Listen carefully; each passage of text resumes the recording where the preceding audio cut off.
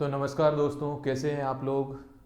उम्मीद है सब मस्त होंगे और आपकी तैयारी बहुत बढ़िया तरीके से चल रही होगी।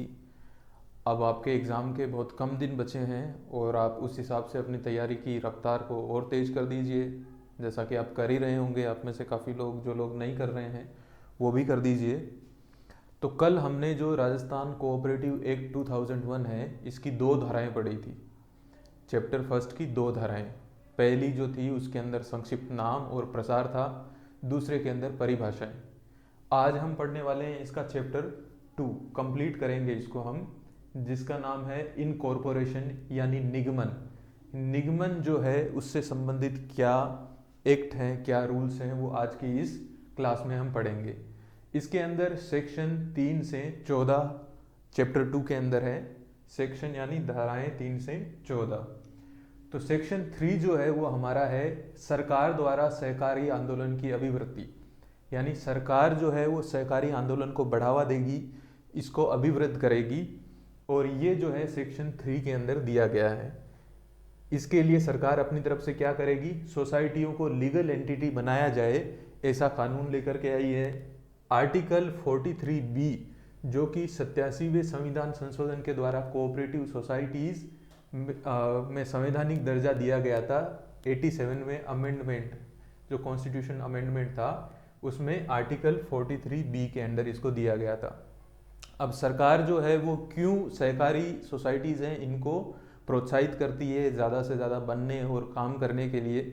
तो जैसा कि आपको पता है कि अगर हम कोई भी इंसान अगर कंपनी खोलता है तो उसे इन्वेस्टर्स चाहिए, और वो एक बड़े स्केल पे होता है, और उसका पूरा का पूरा जो प्रबंधन है, किस तरह से कंपनी को चलाया जाए, रजिस्टर किया जाएगा, वो अलग है, उसमें मोटी रकम का खर्चा होता है। लेकिन अगर कोई समान इंटरेस्ट वाले इंसान, समान इंटरेस्ट वाले लोग आकर के कोई ऐसी संस्था का निर्माण करना चाहते हैं, भले ही वो सामाजिक कार्य से जुड़ी हुई हो, भले ही वो सफाई से रिलेटेड हो, या फिर कोई मानवाधिकारों से रिलेटेड कोई संस्था हो, तो ऐसी कोई भी संस्था जो छोटे छोटे लोग, जो मतलब कम आय वाले लोग भी शुरू कर सकें, ग्रामीण क्षेत्रों तक इसकी पहुंच हो, इसके लिए जो सहकारी आंदोलन को सरकार प्राथमिकता देती है।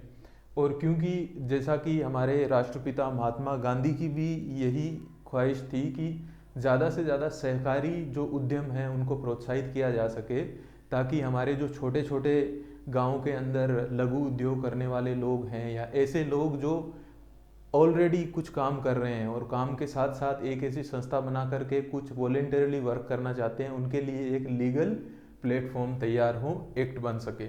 तो जो सेक्शन 3 है उसके अंदर सरकार द्वारा सहकारी आंदोलन की अभिवृद्धि से रिलेटेड है कि सरकार इसको प्रमोट करेगी। नेक्स्ट है अपना रजिस्ट्रार। अब सरकार प्रमोट करेगी तो उसे एक लीगल फ्रेमवर्क बनाना पड़ेगा। एक्ट बनाया है उन्होंने, संशोधन किया है।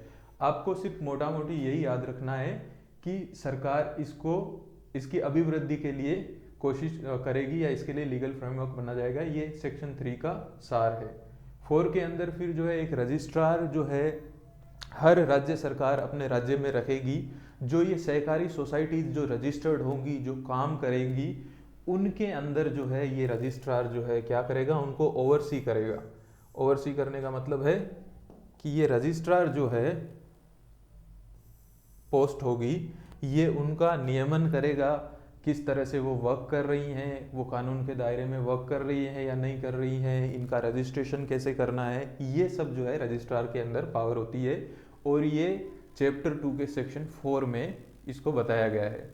सामान्यतया इस पर सीनियर IAS अधिकारी को नियुक्त किया जाता है, जो रजिस्ट्रार की पोस्ट होती है। लेकिन लॉ के अंदर जो जैसा मेंशन है कि सरकार अपनी अनुशंसा से किसी व्यक्ति को रजिस्ट्रार बना सकती है, परंतु इस पर सीनियर IAS को ही नियुक्त किया जाता है। अगर हम राजस्थान की बात करें तो ये जो रजिस्ट्रार हैं, जो कोऑपरेटिव सोसाइटीज़ के जो रजिस्ट्रार हैं, वो कहाँ बैठते हैं, नेहरू सरकार भवन जयपुर के अंदर ये बैठते हैं। तो अब हमने, सरकार ने इनकी अभिवृद्धि कर दी, रजिस्ट्रार आ गया। इसके बाद में जो नेक्स्ट सेक्शन 5 है वो सहकारी सोसाइटियों के रजिस्ट्रेशन के लिए आवेदन। सरकार ने अभिवृद्धि भी कर दी, कानून भी बना दिया, रजिस्ट्रार भी बिठा दिया। तो अब क्या होगा, अब कुछ लोग मिलकर के जाएंगे और एप्लीकेशन देंगे कि हमारे को ये फलां फलां सहकारी सोसाइटी जो है वो रजिस्टर करवानी है, और इसके तहत हम काम करना चाहते हैं। तो रजिस्ट्रेशन के लिए क्या ज़रूरी रिक्वायरमेंट है वो सेक्शन 5 में दी गई है। मिनिमम 15% नीडेड, यानी कम से कम अगर कोई इंडिविजुअल व्यक्ति मिलकर के एक सहकारी सोसाइटी का गठन करना चाहते हैं तो उनकी संख्या कम से कम 15 होनी चाहिए। और 15 होने के साथ में क्या क्या है कि अलग अलग कुटुंब से होने चाहिए। कुटुंब जिसकी परिभाषा हमने देखी थी सेक्शन 2 में, जिसमें डेफिनेशन दी गई है कुटुंब यानी फैमिली। फैमिली के अंदर जो है कौन कौन आता है, वाइफ, डिपेंडेंट चिल्ड्रंस और विडो मदर। वो सेम नहीं होना चाहिए, अलग अलग होना चाहिए। ऐसा नहीं है कि आप सहकारी सोसाइटी के रजिस्ट्रेशन के लिए एप्लीकेशन लेकर के जा रहे हैं और एक ही परिवार के 10-15 लोग इकट्ठे होकर के सोच रहे हैं कि हम जो है एक सहकारी समिति बना लेते हैं, तो वो कानून सम्मत नहीं है। इस तरह से ये रजिस्ट्रेशन नहीं होगा। और सिद्धांत कौन से होने चाहिए, किन सिद्धांतों पे ये काम करेगी, ये शेड्यूल ए जो है, शेड्यूल ए के अंदर जो सिद्धांत दिए गए हैं सहकारी सिद्धांत, उन सिद्धांतों के अनुसार काम करने वाली सोसाइटी होनी चाहिए। ये है इंडिविजुअल्स के लिए। अब दूसरा जो है, at least 5 cooperative societies intended to make other society, यानी अगर कोई सोसाइटी पहले से रजिस्टर्ड है और 4-5 सोसाइटीज, 4-5 नहीं सॉरी, अगर 5 से ज़्यादा सोसाइटीज आकर के ये बोलती है कि हमें एक नई सोसाइटी का गठन करना है जिनमें हम अपने कुछ कार्य को जो है देंगे या फिर जिनसे हमारा काम करने की प्रक्रिया आसान हो जाएगी। जैसे मान लो कोई 5 कृषि सोसाइटीज है, वो मिलकर के एक बैंकिंग सोसाइटी खोलती है और आकर के बोलती है कि हम इससे पैसे का लेन देन करेंगे, तो उसके लिए कम से कम 5 सोसाइटीज जो हैं वो होनी चाहिए। 5 या उससे ज़्यादा हो सकती है, तो ये 5 सोसाइटी मिलकर के एक नई सोसाइटी खोलने के लिए एप्लीकेशन दे सकती है। इनके जो ऑब्जेक्टिव्स हैं वो शेड्यूल बी में यानी अनुसूची ख में लिखे हुए हैं, उनके हिसाब से होनी चाहिए। तो यहाँ पर इंडिविजुअल्स के लिए 15 लोग होने चाहिए कम से कम, जो अलग अलग फैमिली से हों, और पहले से रजिस्टर्ड अगर कोई सहकारी सोसाइटी है तो वो कम से कम 5 सोसाइटीज होनी चाहिए। इसके अलावा क्या ध्यान रखना है कि किसी भी कृषि साख समिति को बैंक के नाम के साथ रजिस्टर नहीं किया जा सकता। अगर कोई जाकर के कोई सहकारी समिति बनाता है और उसमें नाम में रख लेता है कि ये बैंक है, तो वो यहाँ पर मान्य नहीं होगा। क्यों? क्योंकि अगर आपका प्रयोजन कुछ अलग है और उसके नाम में आप बैंक लगा रहे हैं, तो ये बैंक शब्द का आप इस्तेमाल नहीं किया जा सकता। हो सकता है आप बालिकाओं के उत्थान के लिए कार्य करने वाली कोई सोसाइटी खोल रहे हैं लेकिन उसका नाम ABC बैंक रख देते हैं, तो यहाँ पर बैंक का इस्तेमाल नहीं किया जा सकता। जितनी भी कृषि साख समिति यानी पेक्स जो हैं, जो पेक्स जो होती है, जो ग्रामीण लेवल पे काम करती है, वो बैंक के नाम से रजिस्टर नहीं हो सकती। हाँ, अगर वह बैंकिंग अधिनियम 1949 के अंडर रजिस्टर्ड है, यानी बैंकिंग एक्ट 1949 के अंडर रजिस्टर है, तो वो बैंक के नाम में रजिस्टर हो सकती है। क्योंकि बैंकिंग एक्ट 1949 के अंदर जो भी सोसाइटीज रजिस्टर्ड है वो बैंक ही होती है, एक तरह से वो बैंककारी का कार्य कर सकती है।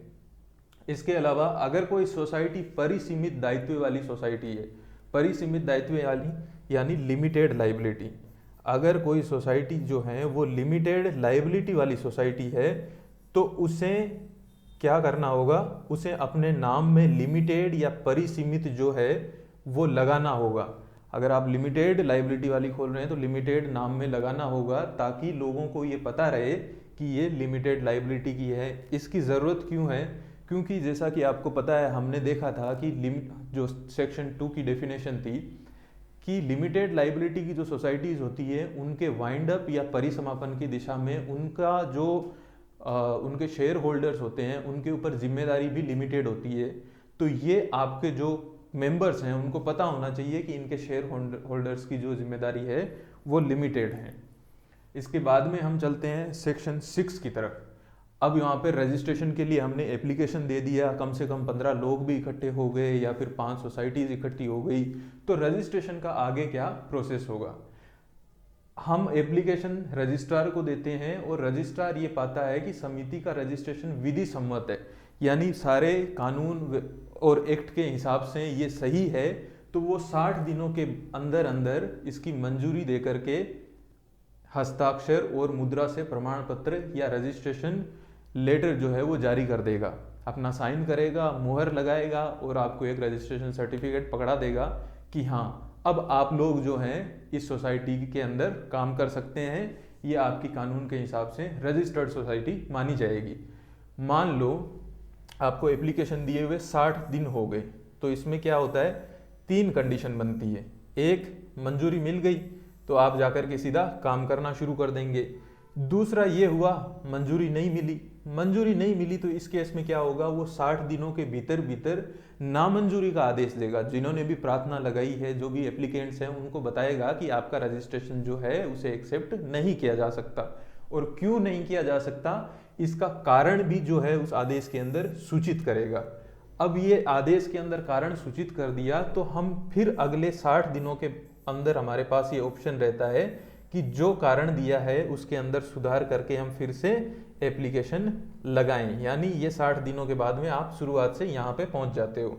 लेकिन अगर रजिस्ट्रार महोदय जो हैं उनके पास में एप्लीकेशन गया, किसी कारणवश जो है वो इसका रजिस्ट्रेशन नहीं कर पाते हैं, या फिर सरकारी फाइलों के अंदर वो चला जाता है और उस पर ध्यान नहीं दिया जाता है, तो 60 दिन का वेट करने के बाद में अगर आपको कोई भी जवाब प्राप्त नहीं होता है तो आप अगले 30 दिनों में ये जो है रजिस्ट्रार सहकारी समिति या राजस्थान सरकार को वापिस जो प्रार्थी है वो लिख सकता है कि मैंने एप्लीकेशन दिया था और 60 दिन हो गए हैं और अभी भी मेरा रजिस्ट्रेशन नहीं हुआ है।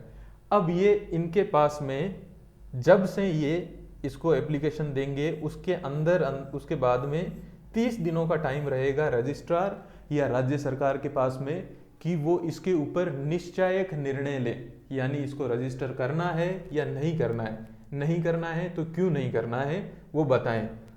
ये इनके पास में 30 दिन का टाइम फ्रेम रहता है। अगर 30 दिनों के अंदर ये जवाब दे देते हैं तो अच्छा है, अगर नहीं जवाब देते हैं तो ये ऑटोमेटिकली ये जो सोसाइटी है वो रजिस्ट्रीकृत मानी जाएगी। अगर 30 दिनों के अंदर ये लोग जवाब नहीं देते हैं तो इसे रजिस्ट्रीकृत मान लिया जाएगा। तो ये प्रोसेस क्या रहा, 60 दिनों का टाइम जब हम एप्लीकेशन देते हैं तो एप्लीकेशन देने के बाद में हमें कितना वेट करना है, 60 दिनों तक। 60 दिनों में या तो वो यस करेंगे या नो करेंगे। नहीं करते हैं तो फिर अगले 30 दिनों में हम दोबारा रजिस्ट्रार या फिर राजस्थान गवर्नमेंट को इसके बारे में लिख सकते हैं। और वो अगर 30 दिनों में जवाब नहीं देते हैं या तो वो कैंसिल करते हैं, तब वैसे मान लिया जाएगा, और अगर जवाब नहीं देते हैं तो फिर इसे रजिस्ट्रीकृत मान लिया जाएगा। ये टाइम फ्रेम आपको ध्यान रखना है कि 60 दिन और 60 दिन के बाद में अगले 30 दिन, यहाँ से आपके क्वेश्चंस पूछे जा सकते हैं। अब रजिस्ट्रीकरण हो गया सोसाइटी का, मान लो आपकी सोसाइटी बन गई, तो जैसे ही आपकी सोसाइटी बनती है सेक्शन 7 के अंदर cooperative society to be body corporate, यानी सहकारी सोसाइटीज जो है वो निगमित निकाय मानी जाएगी। निगमित निकाय का मतलब क्या हो गया कि ये एक लीगल एंटिटी मानी जाएगी। जैसे मान लीजिए हम कानूनी प्रावधान के अनुसार एक इंडिविजुअल होता है, उसके पास राइट होते हैं कि वो संपत्ति को होल्ड कर सकता है, अपने आप को जो है किसी भी लीगल मैटर में प्रेजेंट कर सकता है। उसी तरीके से ये जो सोसाइटीज हैं इनके पास में इनका उत्तराधिकार होगा, शाश्वत उत्तराधिकार, यानी ये जो है अपनी संपत्तियां जो है अपने उत्तराधिकारियों को ट्रांसफ़र कर सकती हैं। अगर कोई शेयर होल्डर्स हैं तो अपने शेयर ट्रांसफ़र कर सकते हैं।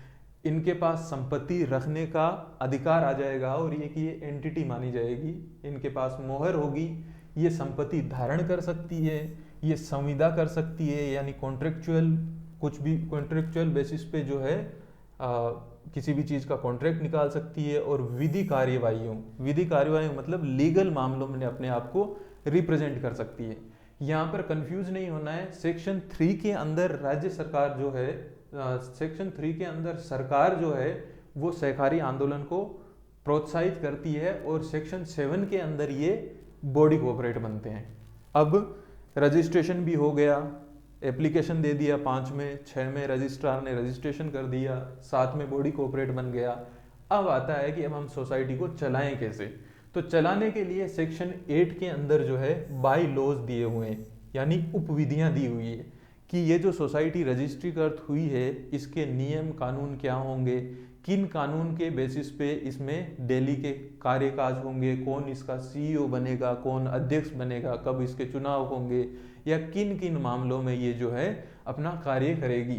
तो ये बाई लॉज जो हैं वो सेक्शन 8 में आते हैं। और ये बाई लॉज जो हैं जब हम एप्लीकेशन देते हैं तो एप्लीकेशन देते टाइम ही उस परफॉर्मा में जो लोग इकट्ठे हुए हैं उन्हें बाई लॉज जो हैं अनुसूचित है यानी शेड्यूल बी के अनुसार सोसाइटी के बाईलॉज बना करके एप्लीकेशन के साथ में देना होता है। और उपविधियों में संशोधन तभी मान्य होगा जब रजिस्ट्रार अनुमानित करेगा, यानी ये जो बाईलॉज हम रजिस्ट्रेशन के टाइम पे देते हैं उन्हीं बाईलॉज के आधार पर इस सोसाइटी को काम करना होगा।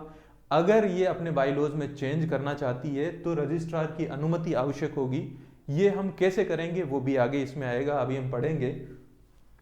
तो यहाँ पर ये बाईलॉज आ गए।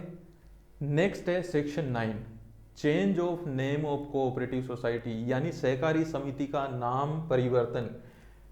अब हमने जो है सोसाइटी बना ली, उपविधियां भी डिसाइड कर ली, बाईलॉज हो गए कि यहाँ इस हिसाब से काम करेंगे। आगे जाकर के हमें ऐसे लगता है कि नहीं, हमारा जो सोसाइटी रजिस्टर हुई है उसका नाम हमें अच्छा नहीं लग रहा है, या फिर किसी भी कारणवश हम उसका नाम चेंज करना चाहते हैं। हो सकता है वो कोई ज्योतिष कारण हो सकता है कोई अन्य कारण हो, मेंबर्स कुछ उसका नाम बदलना चाहते हो। तो इस दशा में हम क्या करेंगे, हम जो है सहकारी समिति के नाम परिवर्तन का एप्लीकेशन लगाएंगे। कहाँ जाएगा, सबसे पहले विशेष संकल्प पारित कराया जाएगा। विशेष संकल्प यानी स्पेशल रेजोल्यूशन। और हमने पढ़ा था विशेष संकल्प डेफिनेशन के अंदर कि विशेष संकल्प जो है उसके लिए जरूरी कंडीशन क्या है।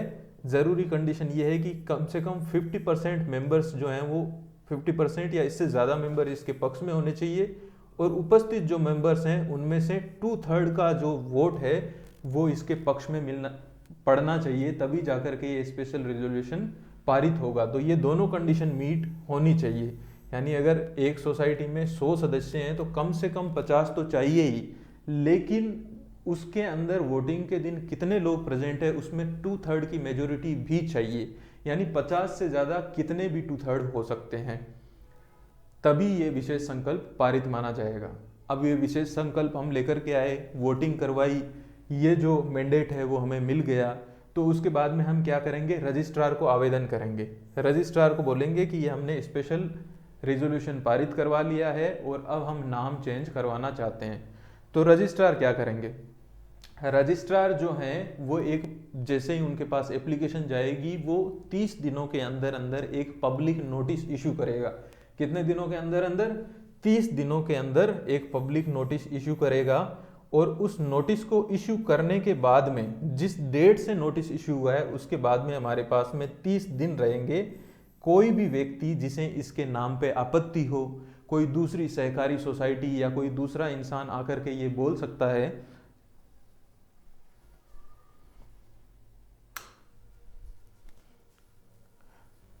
कोई दूसरी सहकारी सोसाइटी या कोई दूसरा इंसान आकर के ये बोल सकता है कि जो आप नाम के अंदर परिवर्तन कर रहे हैं उससे मुझे आपत्ति है, तो उसे आपत्ति रजिस्टर करवाने के लिए 30 दिन मिलेंगे।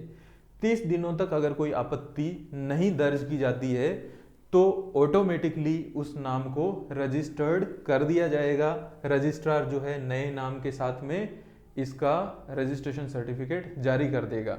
लेकिन अगर आपत्ति आती है तो वो आपत्ति के साथ में जो कमेटी है, सीईओ और प्रेसिडेंट, अध्यक्ष और मुख्य कार्यवाहक अधिकारी, उनको सूचित करेगा। ये सेक्शन 9 में है कि किस तरह से हम नाम परिवर्तन कर सकते हैं। अब नाम परिवर्तन के बाद में आता है कि उपविधियों का संशोधन यानी अमेंडमेंट ऑफ बाईलॉज।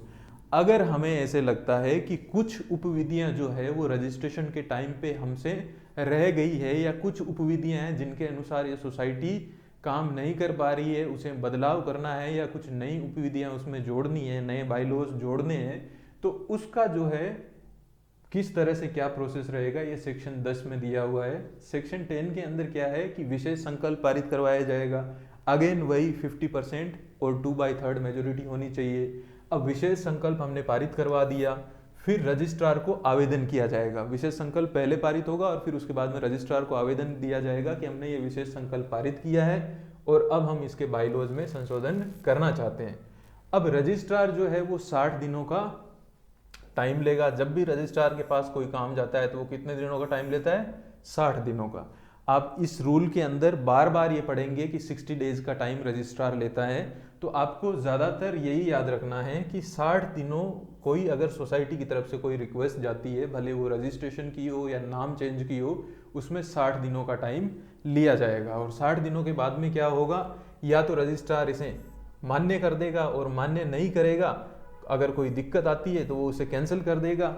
अगर उसे लगेगा कि ये शेड्यूल ए और शेड्यूल बी के अनुरूप नहीं है, उसमें से कुछ बाईलॉज यानी अनुच्छेद क और ख के अकॉर्डिंग नहीं है, तो वो इसे रद्द कर देगा और वापस इसके अंदर कारण बता करके सीईओ या प्रेसिडेंट को, जो सोसाइटी का सीईओ और जो प्रेसिडेंट होता है, उसको इसकी सूचना दे देगा।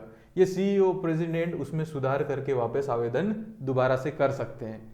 लेकिन अगर 60 दिनों के अंदर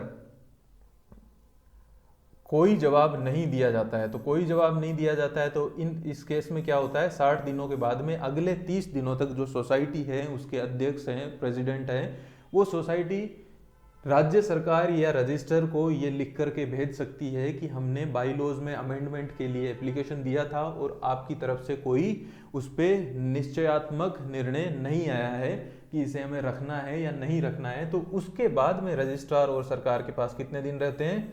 30 दिन। सेम वही प्रोसेस है जो हमारे रजिस्ट्रेशन के टाइम में थी, जो नाम चेंज के टाइम में थी। 30 दिनों के बाद में उनके पास में, अगर वो 30 दिनों में इसे हाँ करते हैं तो आपको रजिस्ट्रेशन सर्टिफिकेट मिल जाएगा, और अगर ना करते हैं तो आपको कारण पता चल जाएगा, और अगर कुछ भी नहीं बोलते हैं तो इसे रजिस्टर्ड मान लिया जाएगा। यानी पहले आपने 60 दिन वेट किया, 60 दिनों के बाद में वहाँ से कोई जवाब नहीं आया तो आपने रजिस्ट्रार को या राज्य सरकार को भेजा कि हमारे जो बाईलॉज में संशोधन है उनका एप्लीकेशन के बारे में क्या हुआ। फिर भी 30 दिनों तक जवाब नहीं आता है तो इसे जो है संशोधित मान लिया जाएगा। इसके बाद में है section 11, proposal by registrar for amendment in bylaws. ये सेक्शन 10 है, वो अमेंडमेंट अगर सोसाइटी अपनी तरफ से करवाना चाहती है तब है। अब सेक्शन 12-11 जो है उसके अंदर रजिस्ट्रार को ऐसे लगता है कि कोई सहकारी समिति उसके अंडर रजिस्टर्ड है और उसके बाईलॉज में सुधारों की जरूरत है, या फिर कोई बाईलॉ ऐसा है जो शेड्यूल ए और बी की जो मानक हैं उनको पूरा नहीं कर रहा है, तो वो इसके लिए क्या करेगा, रजिस्ट्रार अपनी तरफ से सोसाइटी के अध्यक्ष यानी प्रेसिडेंट या फिर इसका जो सीईओ है, मुख्य कार्यपालक अधिकारी, सीईओ को जो है बाईलॉज में चेंज करने के लिए, संशोधन करने के लिए प्रस्ताव भेजता है, जिस पर 3 महीने में विचार किया जाना चाहिए। यानी अगर रजिस्ट्रार आपको संशोधन का प्रस्ताव भेजता है तो सोसाइटी के पास कितना टाइम होता है? 3 मंथ्स। 3 मंथ्स में उनको जवाब देना होता है। जब हम भेजते हैं तो रजिस्ट्रार के पास कितना टाइम होता है? 60 दिन। लेकिन रजिस्ट्रार हमें भेज रहा है तो कितना टाइम मिलेगा? 3 मंथ्स मिलेंगे। 3 मंथ्स यानी 90 डेज का टाइम हमें मिलेगा, और 90 डेज के बाद में सोसाइटी जो है इसके ऊपर विचार करके इन्हें मान सकती है और मान करके बाईलॉज को चेंज कर सकती है। लेकिन अगर सोसाइटी के सीईओ, प्रेसिडेंट और बाकी मेंबर्स ये बाईलॉज में जो संशोधन के लिए प्रस्ताव है इसको खारिज कर देते हैं, नहीं मानते हैं, या फिर जो प्रस्ताव आया है रजिस्ट्रार की तरफ से उसको रख करके कहीं भूल जाते हैं कि ये सब नहीं हो रहा है, तो ऐसी दशा के अंदर रजिस्ट्रार जो है वो राज्य सरकार को 30 दिनों में, ये 3 महीने तक वेट करेगा और 3 महीने के बाद में अगले 30 दिनों में इसकी सूचना राज्य सरकार को, स्टेट गवर्नमेंट को दे देगा कि मेरी तरफ से ये बाईलॉज में अमेंडमेंट का प्रस्ताव गया था और सोसाइटी ने इसके ऊपर कोई जवाब नहीं दिया है। तो राज्य सरकार इसे बाध्यकारी करती है, यानी राज्य सरकार इसको लागू करवाती है कि ये जो संशोधन जो हैं ये आपको मानने पड़ेंगे, और फिर जो है उनको एक लेटर भेज दिया जाता है कि आपके जो नए बाईलॉज हैं वो इस तरह से डिफाइन होंगे। नेक्स्ट हमारे पास में आता है सहकारी सोसाइटियों की हस्तियों और दायित्वों का अंतरण, विभाजन और समामेलन, यानी transfer of assets, liabilities, division and amalgamation.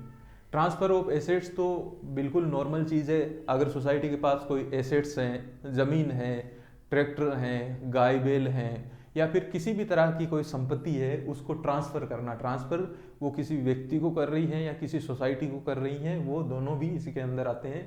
Liabilities यानी सोसाइटी के पास किसी तरह का कोई कर्जा है, किसी की देनदारी है, किसी का कोई पीएफ वगैरह है, उनको अगर ट्रांसफ़र कर रही है तब। डिवीजन यानी सोसाइटीज़ जो हैं, एक सोसाइटी है वो चाहती है कि मैं अपने आप को दो या दो से अधिक सोसाइटीज़ में डिवाइड करना चाहती हूँ, तो डिवाइड करने के केस में, और अमालगमेशन यानी दो या दो से अधिक सोसाइटीज़ मिलकर के एक सोसाइटी बनना चाहती हैं, तो इस केस में ये सेक्शन 12 के अंदर इसकी गाइडलाइंस दी हुई है। इसमें क्या करना है कि सोसाइटी जो हैं, भले ही वो ट्रांसफर ऑफ एसेट या लाइबिलिटीज कर रही है, या फिर डिवीजन कर रही है, या अमालगमेशन यानी जुड़ रही हैं आपस में और एक सोसाइटी का निर्माण कर रही हैं, इन सभी दशाओं के अंदर विशेष संकल्प लाना पड़ेगा। और यहाँ पर हमें ये चीज़ ध्यान रखने की ज़रूरत है कि यहाँ पर इस तरह का जो कार्य है जिसमें डिवीजन, अमालगमेशन और ट्रांसफ़र हैं, उसके अंदर विशेष संकल्प लाने से 15 दिन पहले रजिस्ट्रार को सूचना दी जाएगी कि हम एक ऐसा विशेष संकल्प लाने और उसे पारित करवाने की सोच रहे हैं, यानी स्पेशल रिजोल्यूशन लाने से पहले सूचना देनी पड़ेगी। अब 15 दिन पहले आपने सूचना दे दी, रजिस्ट्रार ने इसको देख लिया, हाँ किया, उसके बाद में आप विशेष संकल्प लाते हो। विशेष संकल्प लाने के बाद में ओबियसली जो हमारा स्पेशल रिजोल्यूशन है उसकी कंडीशन हमने पता है, बहुत बार पढ़ ली है, 50% और 2/3 ये दोनों कंडीशन पूरी हो जाती है, तो हम इसका अनुमोदन जो है, इसका जो एप्लीकेशन है वो रजिस्ट्रार को भेज देंगे। अब सोसाइटी जैसे ही कोई एप्लीकेशन रजिस्ट्रार को भेजती है, देखो ये कितना सिंपल हो गया कि जब भी सोसाइटी कोई रजिस्ट्रार को एप्लीकेशन भेज रही है, कितना टाइम चाहिए, 60 दिन। ये हमने पिछली 3 धाराओं में भी पढ़ा है। तो अब रजिस्ट्रार के पास कितना टाइम रहेगा, 60 दिनों का टाइम रहेगा। और अगेन वही प्रोसेस रिपीट होगी कि 60 दिनों के अंदर इसका अनुमोदन करेगा और इसे पुनर्विचार के लिए वापस भेजेगा। या तो वो इसे हाँ कर देगा तो नई जो सोसाइटीज़ बनी है, ट्रांसफ़र जो हुआ है एसेट्स का या फिर अमालगमेशन हुआ है, उसका रजिस्ट्रेशन करके रजिस्ट्रेशन सर्टिफिकेट दे देगा। लेकिन अगर उसे लगता है कि ये जो है वो विधि सम्मत नहीं है, तो वो 60 दिनों के भीतर जो है प्रस्ताव को अनुमोदन करके इसे वापस सोसाइटीज़ के सीईओ और प्रेसिडेंट को पुनर्विचार के लिए भेज सकता है कि इसमें ये खामियां मुझे नज़र आ रही है। अब वापस भेजे जाने के 60 दिनों के भीतर आवश्यक संशोधन करके पुनः प्रस्ताव, यानी अगर रजिस्ट्रार ने वापस भेज दिया इसको, तो इसके बाद में सोसाइटी के पास फिर 60 दिन रहते हैं कि ये जो कारण रजिस्ट्रार ने बताया है कि जिसकी वजह से आपकी सोसाइटी जो है उनका डिवीज़न अमालगमेशन नहीं हो सकता, तो वो जो कारण बताए हैं इनमें सुधार करके फिर से जो है रजिस्ट्रार को पुनः प्रस्ताव दिया जाता है। अब पुनः प्रस्ताव दिया गया तो अब क्या हुआ, अब अगले 60 दिनों के अंदर रजिस्ट्रार इसे ओके कर देगा। ओके नहीं करेगा तो कैंसिल हो जाएगा, और अगर ओके और कैंसिल दोनों ही नहीं किया, कोई भी जवाब नहीं आया, तो वापस हमारे पास में 30 दिन का टाइम रहता है। उस 30 दिन में हम कहाँ पर जाएंगे, हम रजिस्ट्रार को दोबारा एप्लीकेशन लिखेंगे। और अगर रजिस्ट्रार को एप्लीकेशन लिख सकते हैं और गवर्नमेंट को भी एप्लीकेशन लिख सकते हैं, गवर्नमेंट ऑफ राजस्थान, क्योंकि हमारा स्टेट राजस्थान है तो हम राजस्थान गवर्नमेंट को लिख सकते हैं। इनके पास में फिर 30 दिन का समय रहता है कि 30 दिन के अंदर कोई निश्चयात्मक निर्णय ले कि हमें ये करना है या नहीं करना है। अगर वो निश्चयात्मक निर्णय नहीं लेती है तो 30 दिनों के बाद में प्रस्ताव अनुमोदित माना जाएगा, यानी इसको हाँ मानी जाएगी। आपने जो भी ट्रांसफ़र, अमालगमेशन जो कुछ भी किया है वो स्वीकृत माना जाएगा। अब हमने क्या किया, सोसाइटी को डिवाइड कर दिया, अमालगमेशन किया या ट्रांसफ़र किया, तो हमने विशेष संकल्प लेकर के आए 50% और 2/3 इसकी मेजोरिटी से हमने पास हुआ। तो कई लोग ऐसे उसमें होते हैं जो इसके पक्ष में नहीं होते, क्योंकि ओबियसली ये एक मेजोरिटी का डिसीजन है, जिसकी संख्या ज़्यादा है उनके हिसाब से इसको माना जाता है। तो ऐसे सदस्यों के लिए जो इस प्रस्ताव के पक्ष में नहीं है या पक्ष में होते हुए भी इन जो नई सोसाइटी बनेगी डिवीजन के बाद में, अमालगमेशन के बाद में, उसमें नहीं रहना चाहते, इसके लिए जो सोसाइटी है वो क्या करेगी, अपने सदस्यों और लेनदारों को नोटिस देगी और उनके पास 1 महीने यानी 30 दिन का टाइम होगा। अगर कोई उस सोसाइटी में शेयर होल्डर है, किसी ने लोन लिया है या किसी ने डिपॉजिट करवा रखा है, तो 30 दिन का टाइम देगी नोटिस दे करके कि आप चाहें तो अपना संबंध जो है, अपना लेन देन हमसे समाप्त कर सकते हैं। आप शेयर को ट्रांसफ़र कर सकते हैं, आपने डिपॉजिट किया है तो उसे निकलवा सकते हैं, या फिर आपने कोई लोन ले रखा है तो उसे वापस चुका करके आप हमारे से जो लेन देन है वो समाप्त कर सकते हैं। ये उनके पास में ऑप्शन रहेगा। Next, proposal by registrar for amalgamation, division, reorganisation in public interest etcetera, यानी रजिस्ट्रार द्वारा लोकहित या सहकारी आंदोलन के हित में या समिति के उचित प्रबंधन हेतु समामेलन, विभाजन और पुनर्गठन के लिए प्रस्ताव। सेक्शन 12 के अंदर जो डिवीजन, अमालगमेशन और ट्रांसफर ऑफ एसेट का प्रस्ताव था वो किसकी तरफ से जा रहा है, सोसाइटीज की तरफ से जा रहा है, सोसाइटीज की तरफ से रजिस्ट्रार को जा रहा है। लेकिन यहाँ पर क्या हो रहा है कि रजिस्ट्रार को लगता है कि भाई पब्लिक इंटरेस्ट में है और ये सोसाइटी के हित में है कि इन 2 या 2 से अधिक सोसाइटी को मिला करके एक सोसाइटी बना दी जाए, या फिर एक बड़ी सोसाइटी है तो उसको 2 या ज़्यादा भागों में डिवाइड कर दिया जाए, या फिर इसका जो ऑर्गेनाइजेशन है रीऑर्गेनाइज किया जाए इसको। यानी रीऑर्गेनाइज करने का मतलब है इसके अंदर कुछ चेंजेस किए जाएं।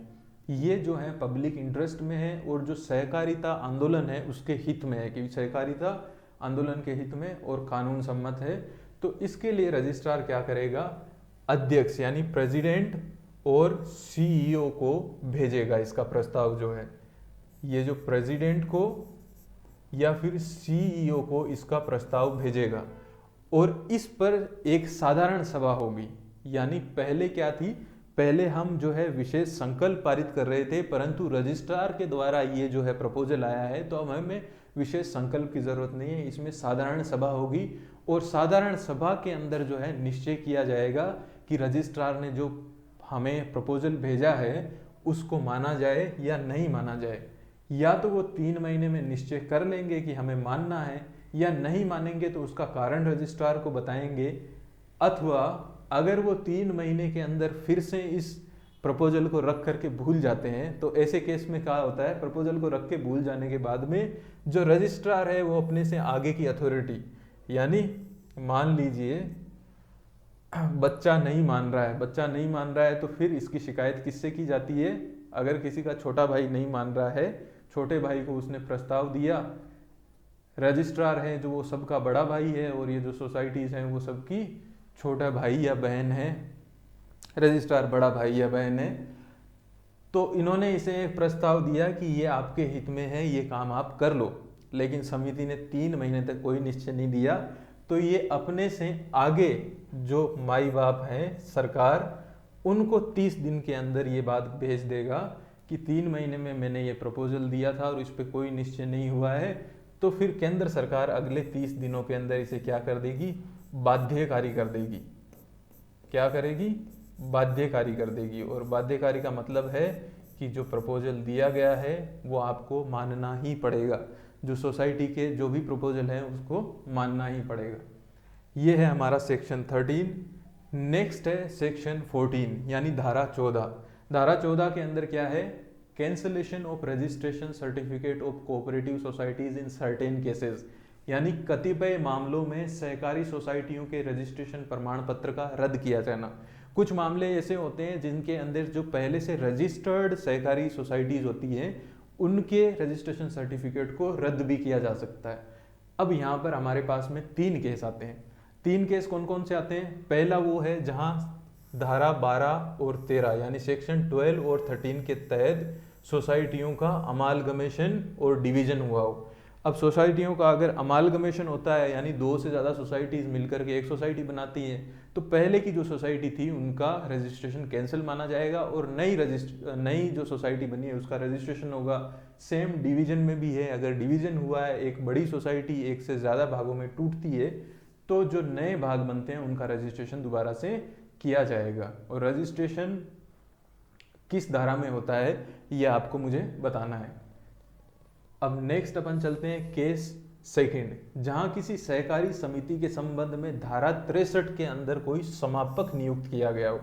समापक यानी ऐसा अधिकारी जो किसी सोसाइटी को समाप्त करने के लिए नियुक्त किया जाता है। कोई कारण हो सकते हैं, कोई सोसाइटी अपना काम बंद कर रही है या किसी सोसाइटी को राज्य सरकार के आदेश के द्वारा जो है ख़त्म किया जा रहा है, तो ऐसे में समापक की नियुक्ति होती है। ये हम धारा 63 के अंदर इसे और विस्तार से पढ़ेंगे। ये जो धारा 63 है इसमें और विस्तार से पढ़ेंगे, इसी एक्ट में आएगी।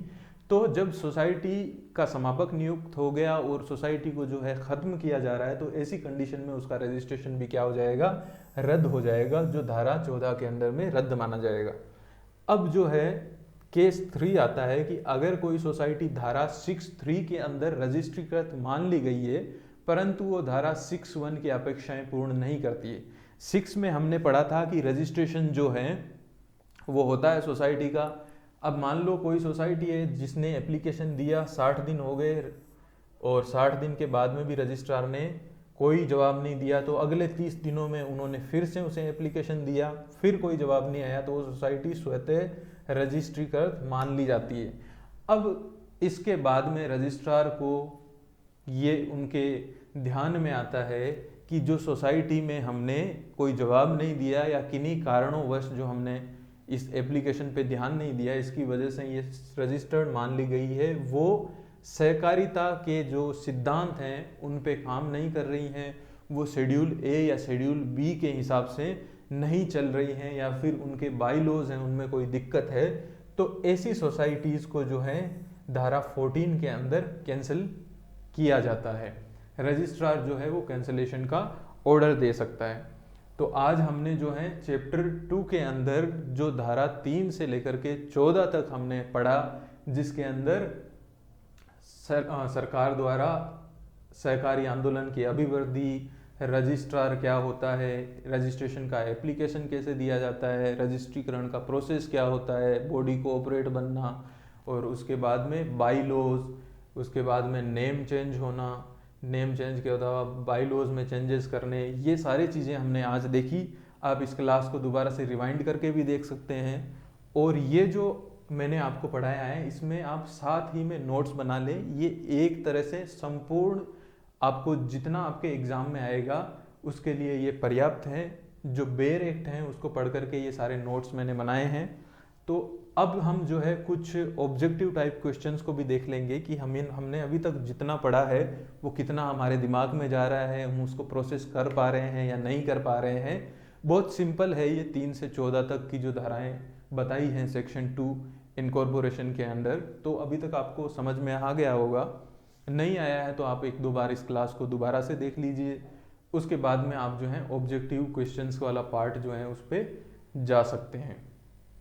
जब एक बार हमारा ये कोर्स कंप्लीट हो जाएगा, पूरे तरीके से हम पूरे लॉज को पढ़ लेंगे, उसके बाद में कैसे इसको याद करना है वो उसके ऊपर हम एक इंडेक्सिंग की क्लास लेंगे कि हम आसानी से कैसे इसे अपने दिमाग में याद रख सकते हैं। अभी मैं आपको थोड़ा डिटेल में इसलिए बता रहा हूँ ताकि आप एक बार हम किसी चीज़ को गहन तरीके से जाकर के थोड़ा डिटेलिंग में समझ लेते हैं तो उसके बाद में हमें उसे रिकॉल करना ईजी हो जाता है।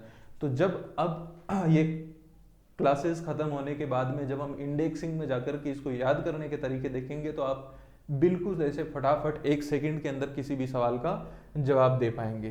तो चलिए अब थोड़ा सा ऑब्जेक्टिव क्वेश्चंस करते हैं। पहला ये है कि राजस्थान सहकारी समिति अधिनियम 2001 कब लागू हुआ?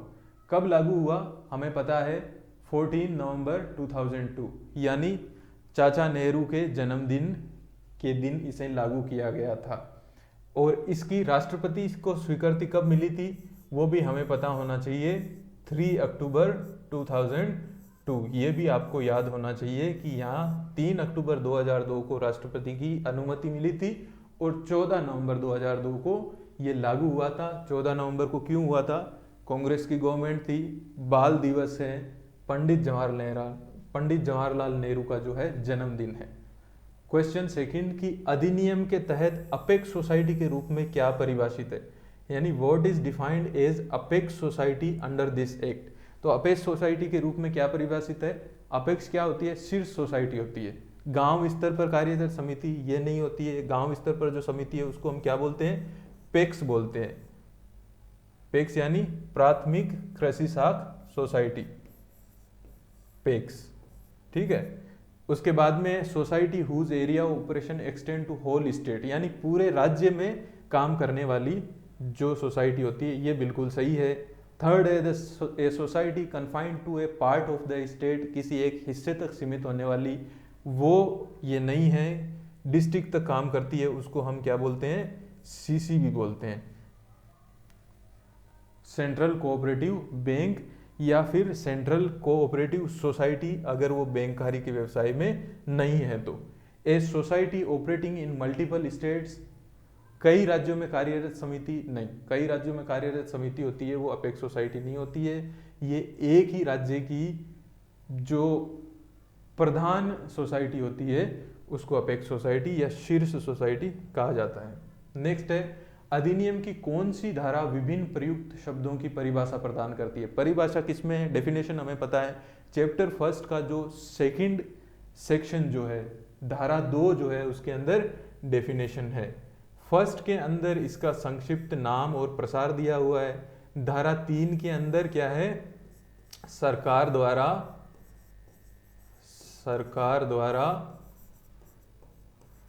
सहकारी आंदोलन की अभिवृद्धि, सहकारी आंदोलन की अभिवृद्धि, ये है धारा 3 के अंदर। सेक्शन 4 के अंदर क्या है, सेक्शन 4 के अंदर रजिस्ट्रार दिया हुआ है। क्या है, रजिस्ट्रार। तो यहां पर करेक्ट आंसर क्या होगा, सेक्शन 2, जिसके अंदर डेफिनेशंस दी हुई है। नेक्स्ट क्वेश्चन है अधिनियम के तहत उपनियम किसे संदर्भित करते हैं। बाईलॉज क्या होते हैं। बाईलॉज हमें पता है किसी भी सहकारी सोसाइटी के अंतरिम जो रूल होते हैं, आंतरिक जो रूल होते हैं, उनको हम क्या बोलते हैं, बाईलॉज बोलते हैं। राज्य का कानून बिल्कुल नहीं, राज्य का कानून तो हम पढ़ ही रहे हैं अभी। इंटरनल रूल बिल्कुल सही, इंटरनल रूल होगा। सेंट्रल गवर्नमेंट रेगुलेशन बिल्कुल नहीं। और उसके बाद में म्युनिसिपल गाइडलाइंस, इसका तो कोई यहाँ पर लेना देना ही नहीं है। नेक्स्ट है हमारे पास में what is the minimum number of members required to form a cooperative society under this act. ये बिल्कुल सिंपल है, 15 लोग होने चाहिए, या तो 15 इंडिविजुअल्स होने चाहिए या 5 सोसाइटीज होनी चाहिए। सोसाइटीज कितना होना चाहिए, 5 सोसाइटीज या फिर 15 इंडिविजुअल मेंबर्स। अधिनियम की कौन सी धारा सहकारी समितियों के पंजीकरण से संबंधित है। पंजीकरण से संबंधित सेक्शन 6 है, धारा 6 है। धारा 5 जो है, इसमें आपको कंफ्यूज नहीं होना है, धारा 5 जो है वो एप्लीकेशन से रिलेटेड है। धारा 5 क्या है, application of registration, application of registration, ये धारा 5 का। नेक्स्ट है हमारे पास में अधिनियम के अनुसार पंजीयक यानी रजिस्ट्रार की भूमिका क्या है। सहकारी समितियों का प्रबंधन करना बिल्कुल नहीं। प्रबंधन कौन करेगा, प्रबंधन सीईओ करेगा। कौन करेगा, सीईओ करेगा, जो सोसाइटी में सीईओ नियुक्त होगा। रजिस्ट्रार थोड़ी जाएगा हर किसी सोसाइटी को मैनेज करने के लिए। सहकारी समितियों की निगरानी और पंजीकरण करना, ये बिल्कुल सही है। रजिस्ट्रार जो है वो रजिस्ट्रेशन भी करेगा और इनको ओवरसी भी करेगा, निगरानी करेगा कि ये संविधान और कानून के हिसाब से चल रही है या नहीं चल रही है। समितियों को ऋण प्रदान करना बिल्कुल नहीं। समितियों को ऋण प्रदान कौन करती है, फाइनेंसिंग बैंक। कौन करती है, फाइनेंसिंग बैंक। और फाइनेंसिंग बैंक का एग्जाम्पल हमने देखा था, क्या था, लैंड डेवलपमेंट बैंक। लैंड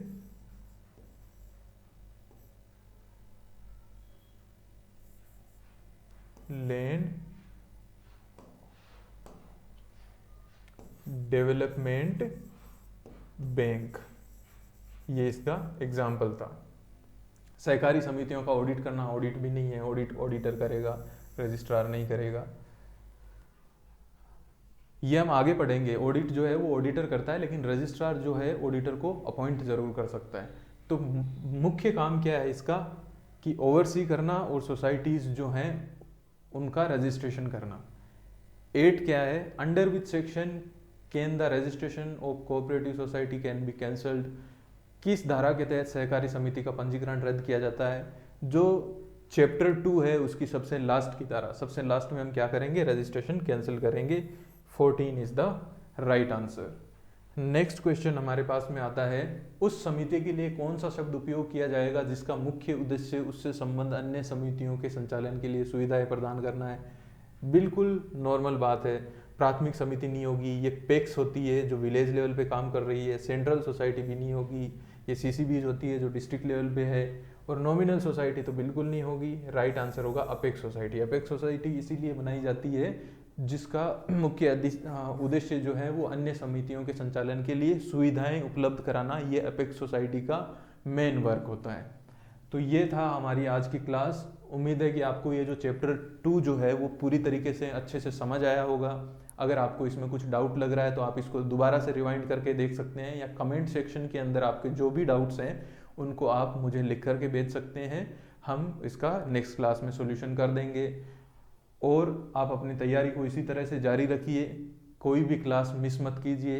ये सारा जो कंटेंट है वो बेयर एक्ट से उठाया गया है, तो इसमें आपको दोबारा से, क्योंकि ये सरफेशियल लेवल पे पूछा जाना है, तो इतनी डिटेलिंग बहुत है आपके एग्ज़ाम के अंदर जो क्वेश्चन आएंगे उनके लिए। धन्यवाद।